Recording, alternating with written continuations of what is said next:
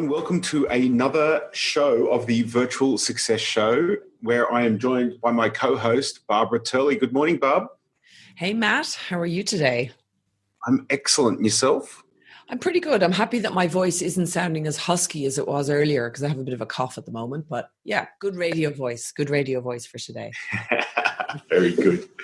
Very good. Well, I'm really excited about this show today for no other reason than its simplicity. And as Barb and I were preparing for this today's shows, we sort of were talking about various different topics, and I sort of suggested, why don't we just share what are the top 10 or top 10 easiest tasks that you can have a virtual assistant do for you? Because one of the regular questions I get asked as a business coach is, okay, you've given me this concept of a virtual assistant, but what would I have them do? And so what we wanted to do today is put a very simple show together, just highlighting what Barb and I believe as the 10 easiest tasks you can have a virtual assistant do. And this can apply to any business. Absolutely. I mean, I hear that a lot too, Matt. And I think sometimes I get a bit thrown off by that question because I'm so deep into the virtual assistant thing that I'm almost too far into it to kind of be able to get back to that simplicity again. So when we were running through the list, it was actually you coming up with more of the top 10 simplest tasks than it was me. So I'm even excited because I can now talk to other people about this when they ask me that question. Yeah, I know. And it's going to sound sometimes oversimplistic when we go through this today, but honestly, like these top 10 that we're going to give you, if you have somebody else do that, the time you'll save and be able to invest into other areas of your business or in your life for that matter, it's just going to be phenomenal for you. So let's rip into this. So Barb, I think we had number one as getting a virtual assistant to do research for us. Yeah, that's such a great one because it can span so many different areas of your business. And I mean, who has time as a business owner even to keep an eye on what your competitors' pricing is at? So this was actually one that my husband had his VA do in his tennis coaching business. And it was like a quarterly task where the VA would go out and look at all the competitors and see where they were pricing. And it was really beneficial to him then when he wanted to know what was going on in the market. So yeah, really simple one, can span lots of areas. Absolutely. And the type of research that we get our team to do are things like, if I'm traveling, it might be find me some hotels, or could be research restaurants. It could be researching event venues for us to host events. It could be researching competitors. It could be, you and I, Barb, have people researching to find us people to interview on this show as well and reaching out to people. So anytime you think that I need to Google something, that's when you could actually have a virtual assistant do this for you. So I think as well, just on that one to round it out, I often find as well, when you're picking a new tool to use, like an online tool, sometimes because you've no time, you just pick the first one you find. But actually, if you've got a VA that can go through all the tools and research it and compare and contrast different things and do a spreadsheet for you that shows them all, it's such a fast way to make a decision if they do that for you. So great one to do as well. Absolutely. Absolutely. So I think number two we had was calendar management. Yeah, huge area. Lots of our clients are doing this one. Yeah, and I actually remember when I had my first VA, Ivy, many years ago, in the job description I put forth, one of the key areas I wanted was calendar management. And I guess with calendar management, this is, someone reaching out and making bookings for you and potentially using Calendly or some other tools for calendar tools to help with this. But also, too, making sure that your calendar is up to date, moving appointments if you need them to, simple things like that. And I just want to preface in here, this is a simple task that you could keep yourself, but every minute, you've got to start to value a minute, and every minute you can save and put into a direct income generating task or something else in your life for that matter, is a minute that is valuable to you. Absolutely. I mean, I think even if you're using like we're big users of automated tools to do all these things at the virtual hub, but I still have people that have to scan this stuff and make sure things are working properly. And, when sometimes bookings come in, but the salesperson has changed because somebody rescheduled the booking and all these different things. You still need people who can kind of manage this for you. So, or even set up the tools, set up the tools for you to do this kind of thing. So VAs are great at that. Absolutely. Now, number 3, yeah, you go, Bob.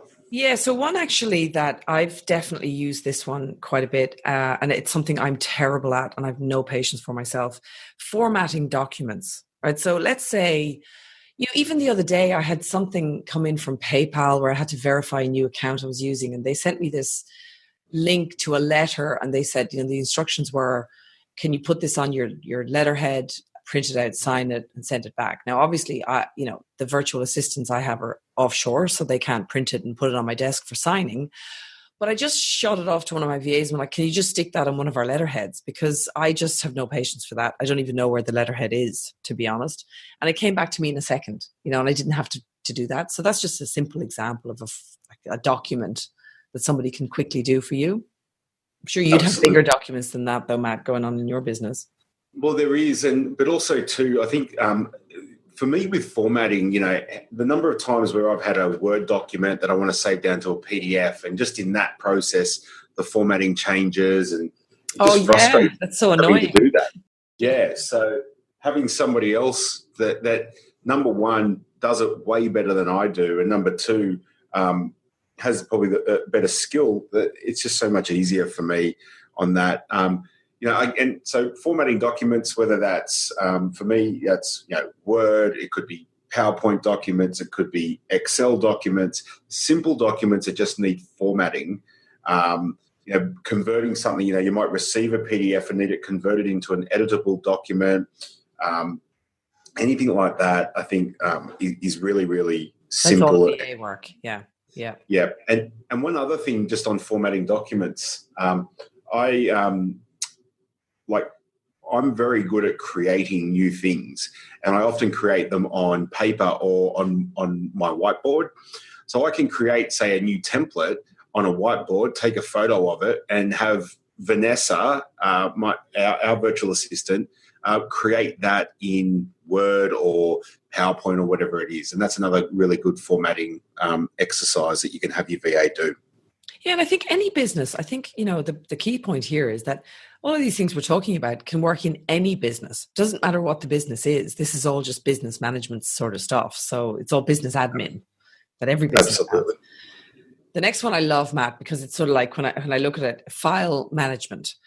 It's like having a cleaner in your house, right? To keep everything organized, dust-free, go into your Dropbox and clean it up and just organize things for you, because we all get a bit chaotic when we're trying to run our own businesses.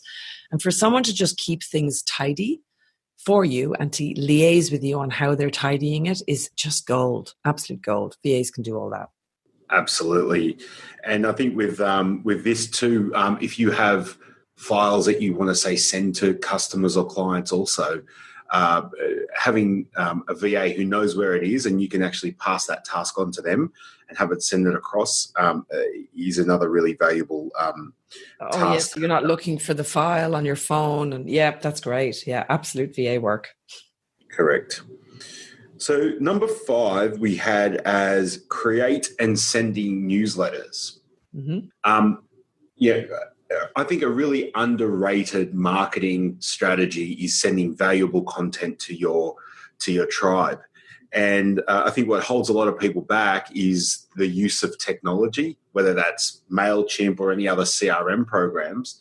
And I think having a VA being able to do that, where you can send them the raw content and then they can set it up in whichever system you're using, choose the right lists for you and actually make that piece of raw content be turned into a newsletter and sent out is a really simple task, a really valuable task that a VA and it takes a bit of honestly, a simple newsletter, even in MailChimp, would still probably, by the time you log in and format it all and fix it up, make it look good, like it's still, that's not a few minutes. That takes a while. Like it can even take an hour when you're putting in links and you're fixing up images and new bits, and you definitely need a VA for that.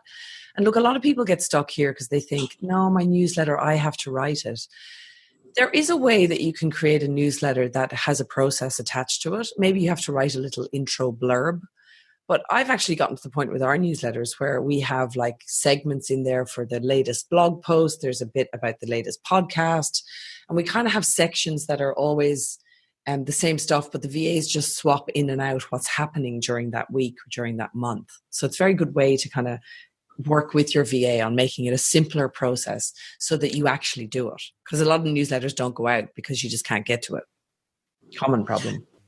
Absolutely. And just as a point where I think a lot of people resist handing this type of task over, we don't send anything, a broadcast out to our database unless there's a test email that's been sent to me and I've signed off on it. Oh, of course. So yeah. You that's get a really, I think it's just if you set that up as a part of your process that, nothing gets broadcast out unless you sign off on it, then you can control and ensure that the quality is still there. Absolutely. Look, I think a great one actually to talk about as a follow-on from that, Matt, just because we're in this area, is this whole thing of blog posting. So, a lot of people are producing videos, audios, like what we're doing here, or writing content. But again, like creating a newsletter, creating a blog post that looks good on your website with nice images and, formatting correctly on your website takes ages. It can be really frustrating. And that is a classic VA job. They do it really well. Yes, absolutely. Absolutely. And, just even with just on those blog posts as well, like having someone that you can, again, throw a piece of raw content to and then can create that, flick you a link and you'll be able to sign off on that and then be able to, it actually removes an excuse that I see a lot of entrepreneurs having on why they don't actually create a lot of content. Absolutely. There's too much doing involved. Like there's not just the writing of the content. It's like all the other stuff that goes with content production. I always say, content production in itself is only about 20% of the job. 80% of it is getting it all up online properly, getting it out there, getting it looking good, images attached. It takes ages. There's a lot of work in that. It does.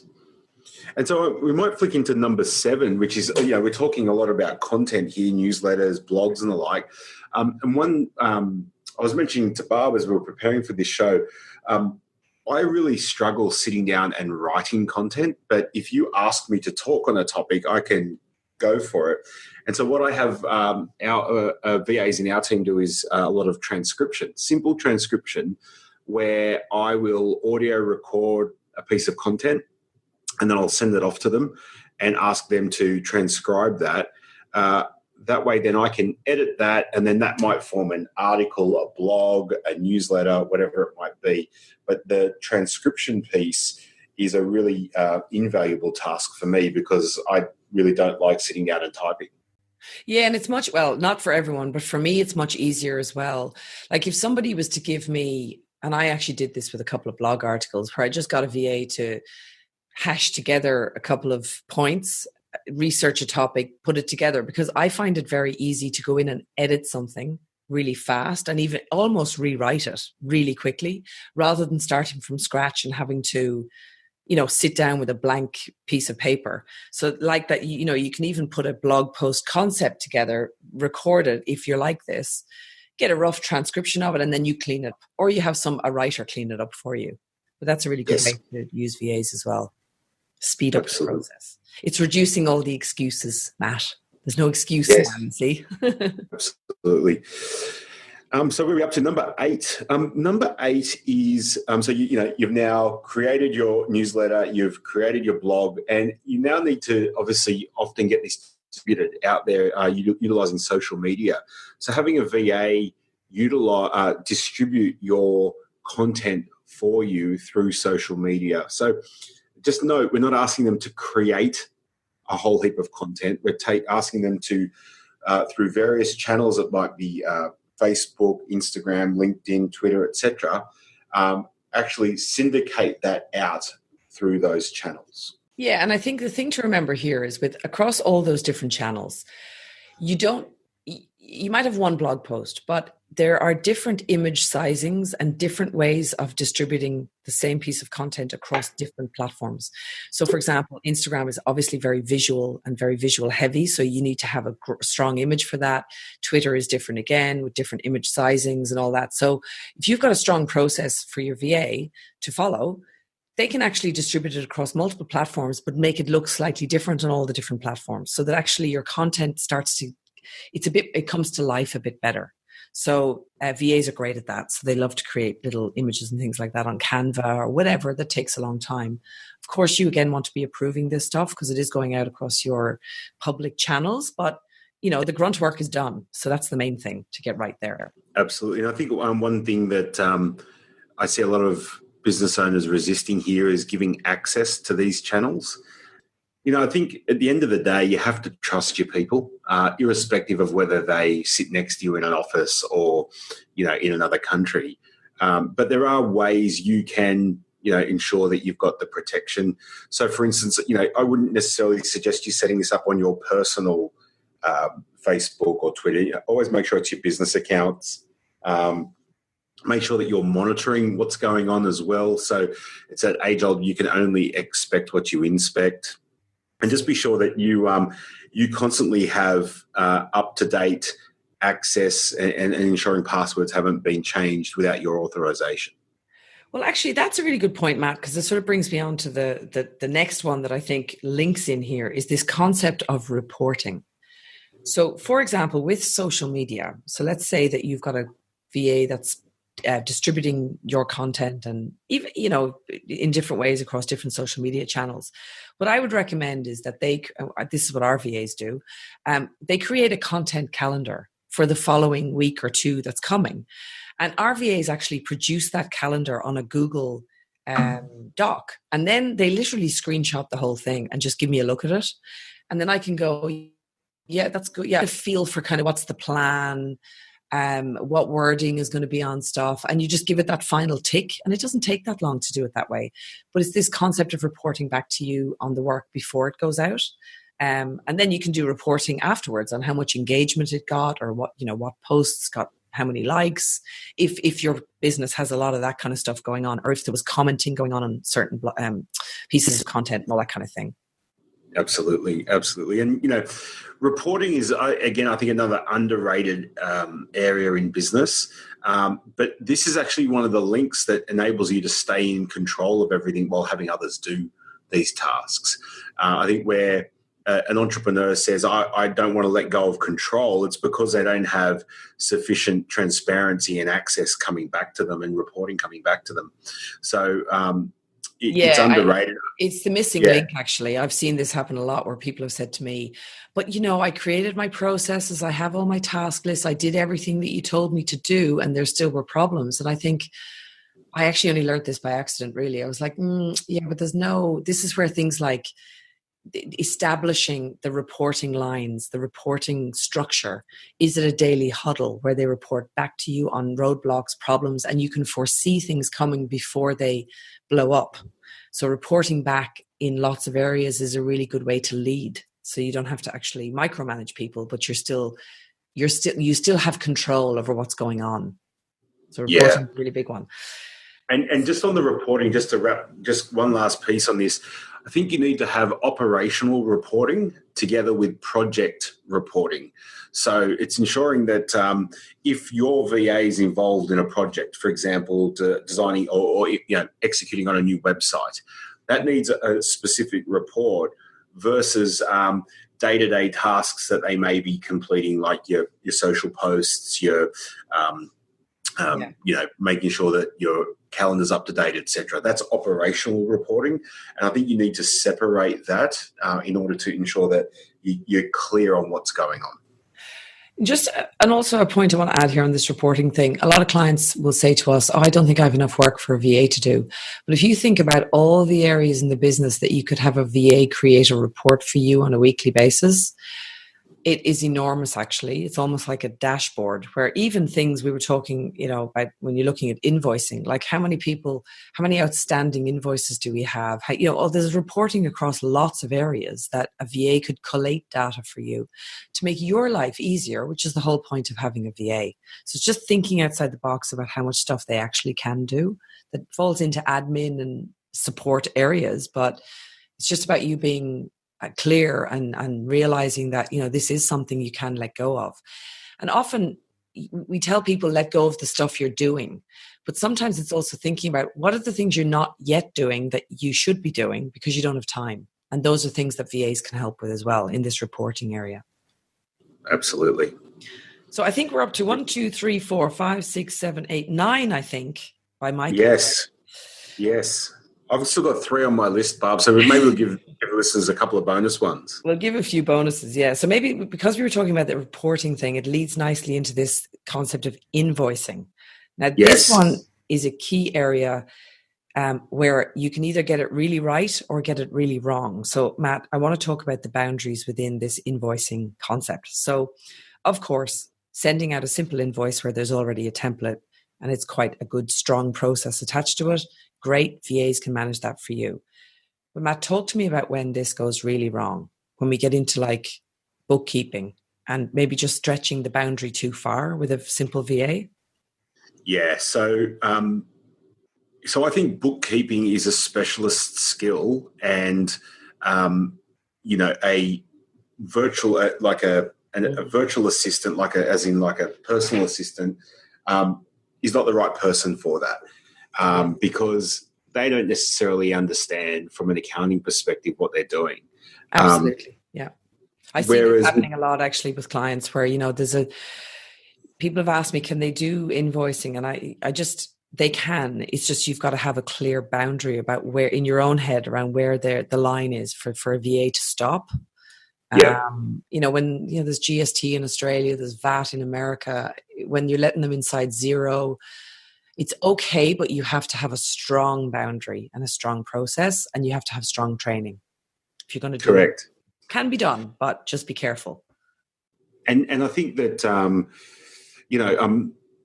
Xero actually has really good training within it as well that can support a VA here as far as invoicing, and we're only talking to invoicing here. So I think that like Barb just said, you've got to have a strong process.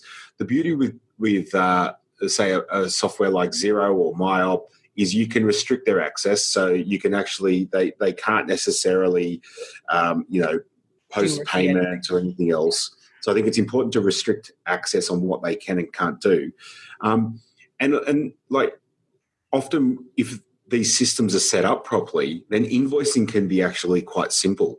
Ensuring the right templates are set up, ensuring that it's set up in draft for you to go and then approve and send. Those simple things like that, but it all saves you time. Yeah. And what you'll find too is, depending on the nature of your business, will come down to the complexity of your invoices. So some businesses are simply, for services rendered, and that's the extent of the invoice, right? With a total. For others, it's more itemized and the like. So what we're trying to do here is help you get the 80-20 principle applied.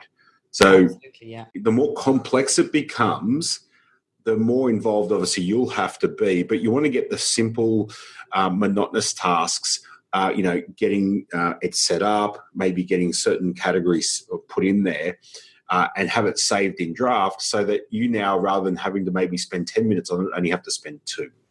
Yeah. Absolutely, yeah. So just be careful with the invoicing.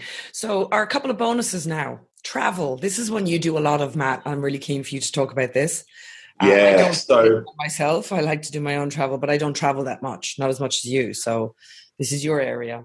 Yeah. So I have my team organise and arrange all my travel for me. If it's overseas travel, we tend to use a travel agent. So my VAs, I'll sit down with them. I'll specify where I'm going to be, what I need. They will connect in with our travel agent and make all the arrangements accordingly. I'll get sent the invoice and often just get that paid. for domestic travel in Australia, the team takes care of it all. Now, I've got a corporate Amex card, and what that enables me to do is have each team member with their own card. So on my bill, I can actually see who's spending the money. The other thing you could do is I've also got a MasterCard with only a $1 limit, and the team has access to that. I feel okay with that.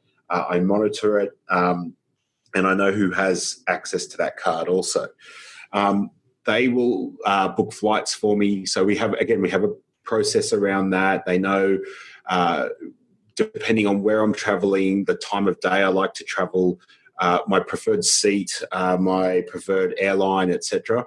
And then what they'll also do is they'll arrange parking for me. They'll arrange transfers if necessary.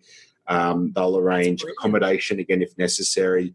And, you know, a lot of this happens now automatically because we have a system in place.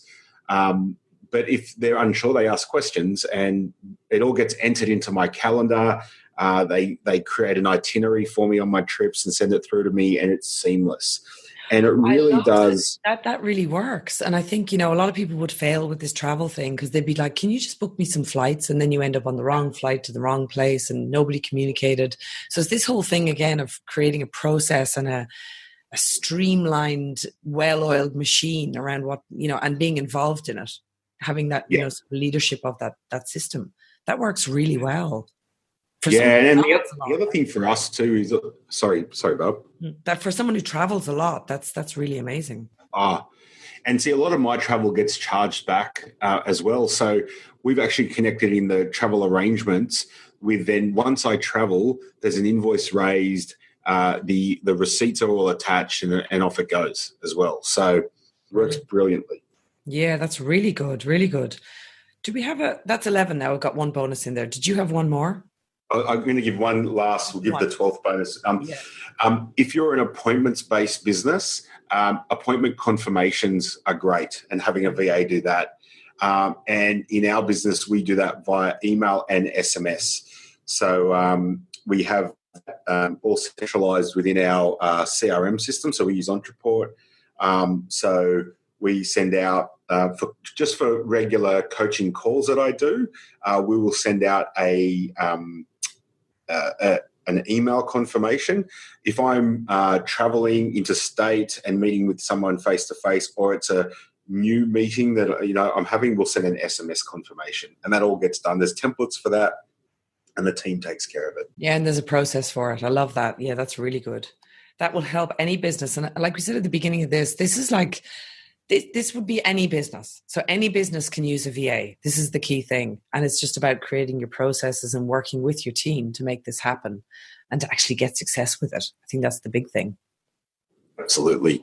Yeah. I'm going to add just one last thing. All of these tasks that we've highlighted today are simple.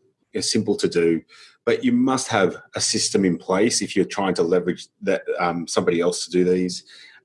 You must be patient and give the person some time. You didn't get it perfect the first time. And you must invest into training with this person to help them actually learn the system that you have and then master it. Yeah, because a lot of the stuff on this list is each business and each business owner has their own little personal slant on how they like these things to be done. So training is really important within this area. Yeah. Absolutely. Matt, that was fantastic because like I said, sometimes I forget the simple things that VAs can do because some of our VAs are doing very complex things. We've got some very, very experienced VAs building funnels and, you know, messing with Zapier and connecting systems together and all this sort of thing. So it's good to just recap for people who have never done this before that, you know, how you start is here's where you start. This is how you started. Absolutely. Yeah. Absolutely. That was a great show, Matt. Thanks very much. Thank you too, Barb. And please be sure to share these shows with your friends. We want to get it out there and really help many, many people understand how to succeed with virtual assistants. If there's any specific shows that you would like us to talk to or talk about, please feel free to comment. Send us a message in the Facebook group, Virtual Success Show Facebook group.